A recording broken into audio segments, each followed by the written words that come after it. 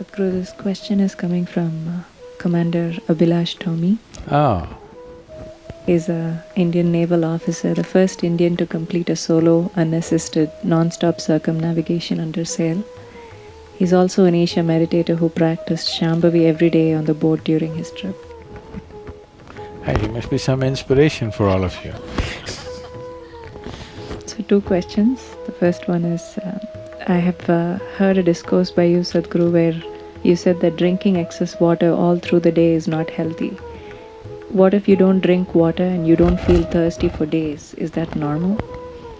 The second question, the way the moon and the sun exert their influence on water bodies, causing tides, do they also exert such influence on human and animal bodies? About not drinking water. This must have happened to Abhilash when he was on the ocean. I want you to understand this, if being on the ocean for maybe 2 months or 3 months all by yourself, one-man boat, means you really have to be in tune with what's around you in many ways. In some ways where you can logically understand, in many ways that nobody understands but they know it works like that. Anybody who's been at sea for long periods of time has this sense. Anybody who's flying for a certain period of time, they have a sense with the wind and the air in a certain way. Not all of it is scientific knowledge, not all of it is intellectually correct, but they just know that's how it is and it always works that way. Because like every other creature which lives in water, they know things which no naval officer will know. A dolphin or a whale or a shark knows things about the ocean and water and its behavior which no oceanographer knows in the world. Because it's not an intellectual understanding, you're part of that. So in some way, someone who wants to go around the world in a boat all by himself, in a sailboat without any engines or anything, obviously you get into tune with the water around you, otherwise it won't really work for you. First of all, you won't mentally survive that. Forget about physically making it. Mentally you wouldn't survive that unless there is a certain affinity between you and that element. So when you're in such a state, particularly being in the ocean, largely being in the sun, the respiration process in the skin is greatly enhanced when you're in a condition like that. And you're on the water surface, so naturally the humidity will be there. You're taking in water, not through your mouth, but you're continuously taking in water. If you want to check, you check your weight, get into the bathtub, sit there for half an hour and check your weight, you will be certain number of grams higher because body will take in water. So,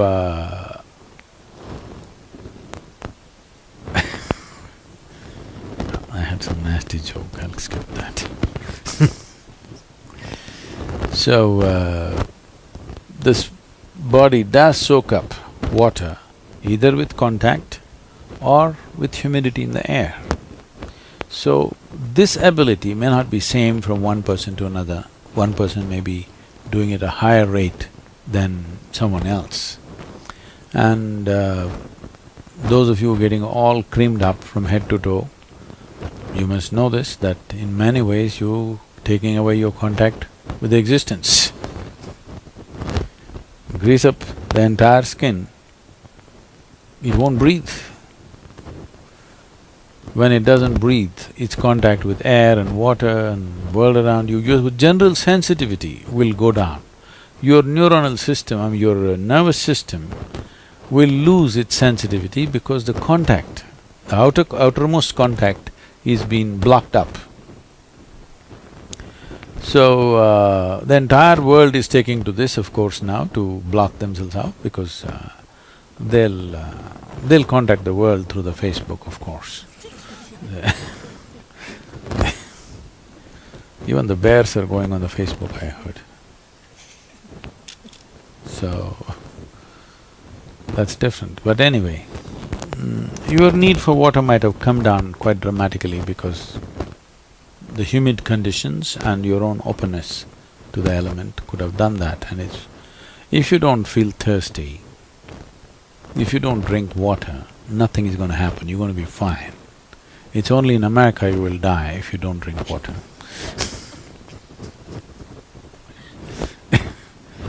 Nowhere else people simply drink water. When they get thirsty, they drink water, otherwise they're fine, even in a desert.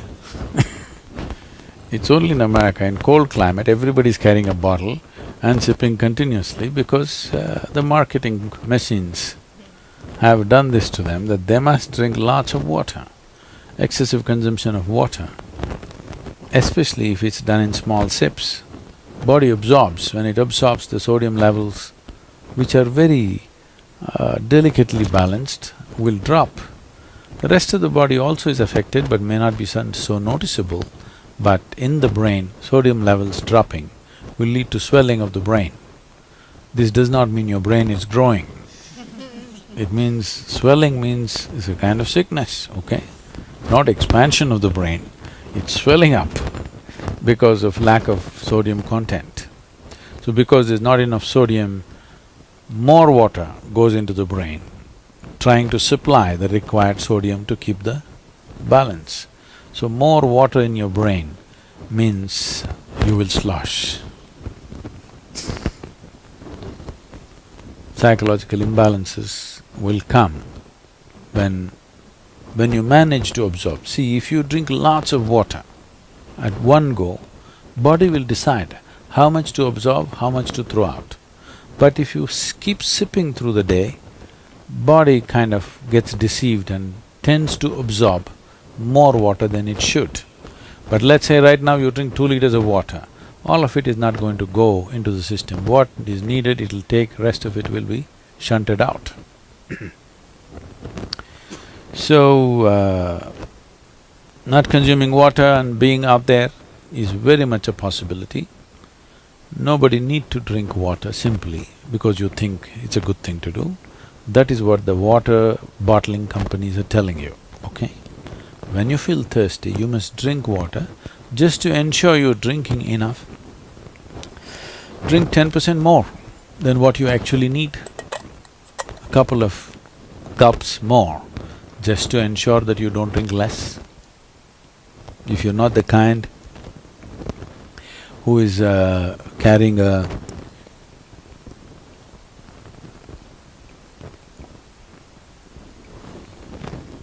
water bottle with you every minute of the day, then it's good to drink little extra water so that when the need comes, you have a certain amount of time before you can drink, that it is not an emergency. At the same time, when you need water, when you're thirsty, if you don't drink, it'll cause damage to the system. I would say, this may be very controversial, the medical fraternity will for sure protest on this, but they will come to it after maybe 20 years or 30 years. I would say if everybody consumes good water in sufficient quantity, 50% of the heart attacks in the world would come down. The damage to the heart is immense when the water that is needed is not there in the system.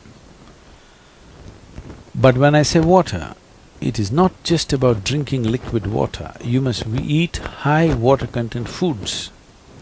If you eat a fruit, it's nearly 90% water. Vegetables and other things are over 70% water. Minimum 70% water content must be there in the food that you eat. But in this part of the world, now it's changing, of course people are becoming more conscious about these things, otherwise, in this part of the world, what people are eating is very dry food. Everything that is here is generally dry, only now. I think 25 years ago, in this part of the world, hardly people ate any vegetables. Vegetarians were beaten on the streets. Yes, being a vegetarian is a crime. because they think you're weird. So, very low water content food you eat and it goes and gets stuck in your… like concrete, it sits in your stomach. Now you drink water, that's not going to help. You must eat high water content foods. When you consume food, at least it must be level with the percentage of water content in your own body. So any food that you eat should be at least 70% water content. So this is why vegetables, fruits must be part of your diet so that it is there. You eat bread, I don't know, it's just 20–25% water content or even less, depending on the type of bread you eat. If you eat meat, it's very, very low water content. Cooked meat has very low water content. So, when you're on bread and meat, you will have serious issues, and I'm telling you, doctors may think I need water up here, but they will come to this in 20 years, 30 years, whatever time they take. I will tell you, if they consume high water content foods, 50% of the cardiac deaths will go from the world. People won't die of heart attacks. One reason they're dying of heart attacks is they're eating very low water content foods. So people may say, what about other countries? Why are they dying in India? There also the same has happened. What used to be traditional meals and what they're eating today, it has changed dramatically because they're also ruled by commercial forces who tell them what to eat. They won't listen to their bodies. They look at the advertisement, the big hoarding or the television advertisement decides what you eat, not what your body tells what to eat. So, not consuming water in certain situations is okay, but if there is an indication of thirst, you must drink water. It's very necessary that you must drink water when there's an indication of thirst, because body has its own way. When it indicates you need water, you must give it water within 20 minutes or at least at the most half an hour. You must drink substantial quantity of water. If you drink enough water, then body will choose how much to take, how much to reject. What's the other question? I'm sorry. Oh. Both the sun and the moon have vibrational impact and also gravitational impact on the water.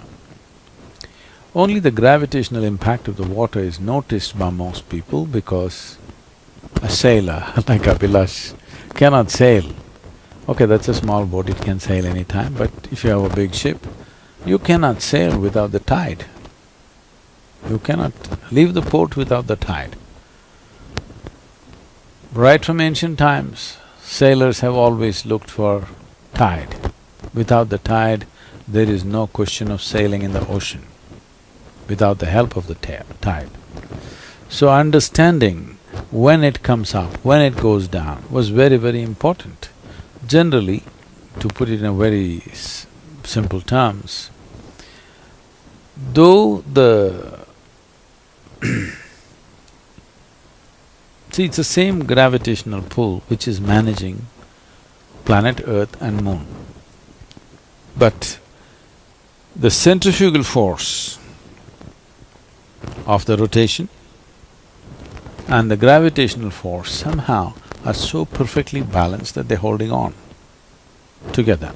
But actually, the center of the mass is in one place, it's not in two places.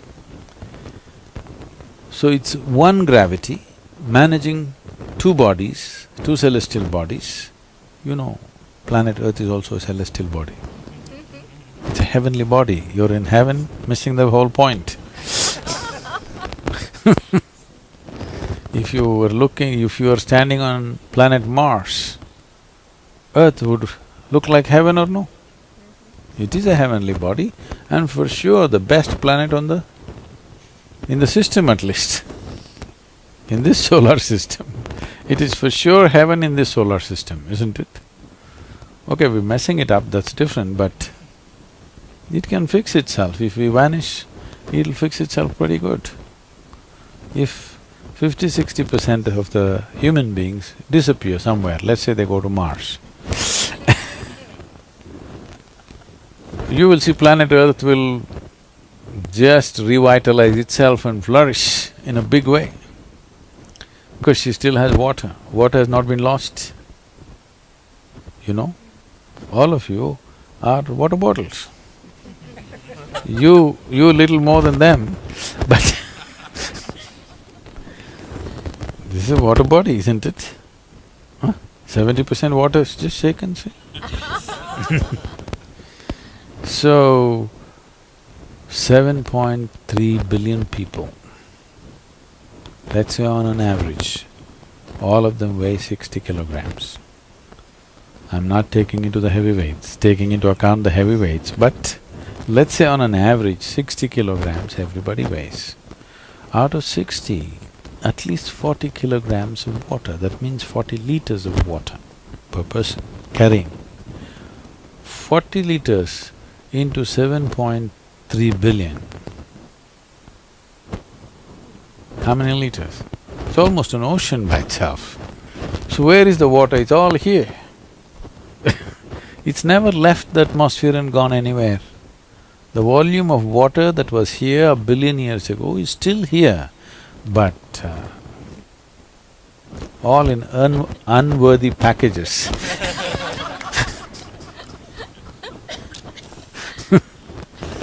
So, the impact of the sun and the moon, the gravitational impact is noticed, but the reverberational impact is not largely felt by people, but the Eastern societies have seen this as an immense possibility, and making use… how to make use of Paurnami and Amavasya, or the full moon, the new moon, is an entire process by itself. If you do not know this, before the British came to India, Paurnami means, or full moon means 3 days holiday. Amavasya means… new moon means 2 days holiday. So totally 5 days holiday in a month. No Sunday, Monday and all this stuff, only by looking at the moon, because this is not just arithmetic calculation, this is a life-related thing that's happening. Whatever happens to the moon, whatever happens to the sun, whatever happens to the planet, happens to us. And to be in tune with that, those days you're not supposed to work. You use those days to stabilize yourself, balance yourself, raise yourself to higher possibilities, and other days you go to work. So, these 2 days, or even in between in different phases, it has different kind of impacts. What is generally noticed is rising of the water in the form of a tide. Suppose yesterday the high tide was, let's say, at 9:30. Do we have a few more minutes because we started late? Yesterday it started at 9:30. Today it will be at 10:20 because there is a 50-minute lapse between the moon's way of doing things and the Earth's way of doing things. This does it in 24 hours, that does it in 24 hours and 50 minutes. So, there's approximately 48 to 50 minutes of difference in the high tide from one day to the next. So, when you look at this every monthly cycle, it becomes a complex affair to calculate and to be. Today, of course, it's all being done in a digital way through the satellites, otherwise a sailor had to have a very complex kind of arrangement in his head as to how this is, because if you don't know this, you won't survive. Almost every creature of the sea knows this very well, and the birds which migrate know this very well. And there's some incredible facts about the navigating birds which travel or which migrate during certain seasons and get back, as to how they manage this entire process, the water, the gravitational pull of the moon. It affects the flying objects too, particularly when you're flying on your own power, flapping your wings. Even slightest movement in the gravitation and the reverberation affects them. How they manage this, how they go through this is a very, very interesting story. Not just birds, even insects. because dragonflies in southern India every year make a trip to East Africa and come back. How's that for you? Safari. Dragonfly, this big. Every year, they go all the way to East Africa, breed there, then come up and multiply their numbers about 3 or 4 times and come back to India. And they know the way, they've never missed the way. All the way they go and come back every time. But now the navigational activity on the big ships and airplanes, they're disturbing them, and many of them are losing their way because the reverberations have changed. One big jet goes and it completely disturbs and freaks their ability to navigate. That's happening to, I think, every creature including human beings. That whatever we were capable of naturally is all going away because of too many gadgets doing things and too many vibrations happening around us. Sensitivity will become less and less. About the influence on the human mind, human body, the maximum impact of these planetary objects upon water and the maximum impact is on the human being, not on the other creatures, because we are vertical in our spine. If we were like this, it wouldn't impact us to the same extent. Because we are like this, we are a stand-up bottle. Because of that, the pull is big and the rise of the water affects us quite substantially. We know that it disturbs certain people get headaches on full moon days, some people get mentally disturbed and all these things. The moon or the position of the moon or the gravitational impact of the moon does not cause either mental imbalance or headache or any other problem. It only rises, it only enhances you on that day because there is more pressure upon your brain, there is more flow of fluids into the brain. If you are loving, you will become far more loving. If you are joyful, you become far more joyful. If you're miserable, you become far more miserable. If you're meditative, you become far more meditative. If you're mad, you become far more mad. It is not trying to bring any particular quality, it is just that the waters are rising. Because of that, whatever is your quality right now gets enhanced.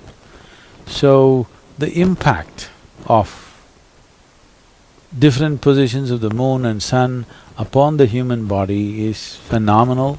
If we go into the details of it, it's an entire process of itself. As I said, generally people are noticing only the gravitational impact upon the water, but not the vibrational impact. But today there are lots of studies telling you that if you create different kinds of vibrations or different kind of sounds, the water responds in different ways. I don't know if we have that video with us, do we? Can we play this? So, depending upon the type of sounds we create, accordingly the water takes on different shapes and forms and patterns which are very geometrically correct kind of patterns for different sounds. And you know that the Sheffield University first did this a few years ago. Now people are telling me NASA has published something that talking about they recorded the sound of the sun. Have you heard about this? So clearly sound is coming. So these things are not new to us, these things something we have noticed because every cell in this body is solar powered, okay? You may call it so many things, but essentially whether you burn coal or you burn diesel or petrol or nuclear energy, whatever the hell you do, essentially all of it is solar energy converted and stored in different ways, isn't it? If there is no sun, there would be no hydrocarbons for sure. There's no question about that.